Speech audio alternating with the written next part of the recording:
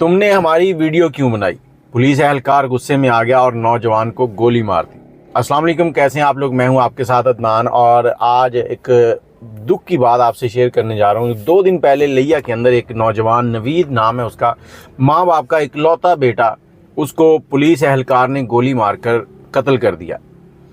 اب اس کا جرم کیا تھا، کیا وجہ بنی، یہ ساری تفصیلات آپ سے شیئر کرتے ہیں اور اپنی رائے آپ نے ضرور دینی ہے۔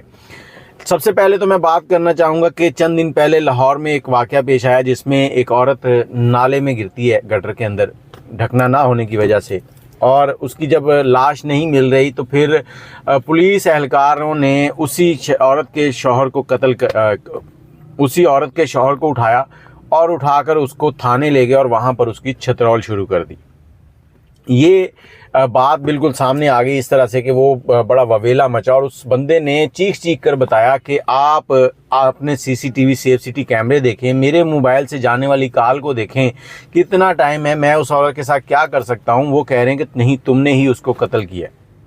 اب یہ وقوع جو ہے یہ چل رہا تھا، اور اس کے ساتھ ہی لیا میں رات کے ٹائم 2 دن پہلے پولیس جو ہے اپنی نفری کے ساتھ ایک علاقے کے اندر ریڈ کرنے جاتی ہے، منشیات فروشوں کو پکڑنے جاتی ہے اور وہاں پر چھاپہ مارتی ہے۔ چھاپہ مار کر وہاں سے کچھ لوگوں کو گرفتار کرتی ہے۔ اہل علاقہ جو ہے وہ بھی وہاں پر جمع ہو جاتے ہیں، ایک شخص کو لے کے آ رہے تھے، جبکہ اہل علاقہ کہہ رہے ہیں کہ یہ شخص جو ہے یہ منشیات نہیں بیچتا، آپ اس کو چھوڑ جائیں، ہم اس کو صبح لے آئیں گے، یہ کام نہ کریں۔ لیکن پولیس بضد تھی۔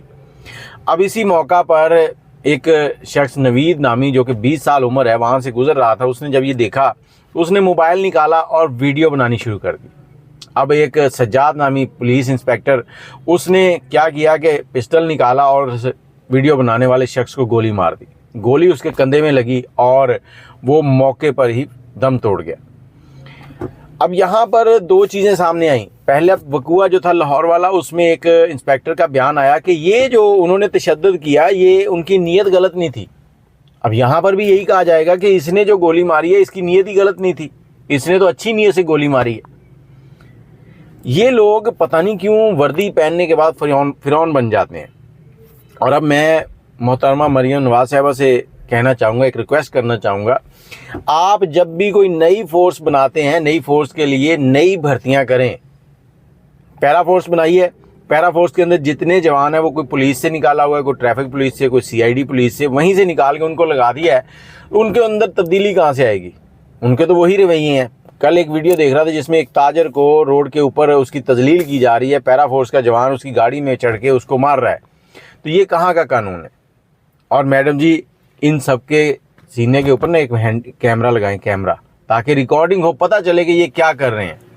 یہ تو جس کو چاہیں قتل کے مقدمے میں، جس کو چاہیں کسی بھی مقدمے میں اٹھا کے جیل میں ڈال دیتے ہیں، اور اس کے بعد وہ بیچارہ کئی سال اس کی پیشیاں بھگتتا رہتا ہے، اور پھر جا کے آخر میں فیصلہ ہوتا ہے جی یہ بے گناہ تھا۔ اور اس بے گناہی میں اس بیچارے کی جو تذلیل ہوئی، اس کا جو ٹائم ضائع ہوا، وہ کون پورا کرے گا؟ یہ نوید، جس کے والدین کا اکلوتا بیٹا تھا لئیے کا، اس کے والدین کی گھر میں خوشیوں کی جگہ ماتم کی صفیں بچھی ہوئی ہیں، اور DPO صاحب نے ایکشن لیا، ان دونوں اہلکاروں کو معطل کر دیا، گرفتار کر لیا، لیکن موقع پر جو پولیس پہنچی وہ ان کو ان سے چھڑوا کر لے آئی تھی۔ اہل علاقہ نے احتجاج کیا، پھر جا کر ان کو پکڑا گیا، حوالات میں ڈالا گیا، لیکن پھر بھی FIR نہیں کاٹی جا رہی تھی۔ تو یہ سب کچھ کیوں؟ آپ اپنی رائے ضرور دیجئے گا کہ لوگ ان سے نفرت کیوں کرتے ہیں، اور ان کو خود بھی سوچنا چاہیے کہ لوگ ہم سے نفرت کیوں کرتے ہیں، جبکہ یہ تو ہمارے محافظ ہیں۔ ان کو محافظ بننے کی بجائے لوگ ان سے ڈرتے ہیں کہ یہ ہمارے محافظ ہیں، ان سے بھاگ جاؤ، یہ کہیں یہی نہ ہمیں لوٹ لیں۔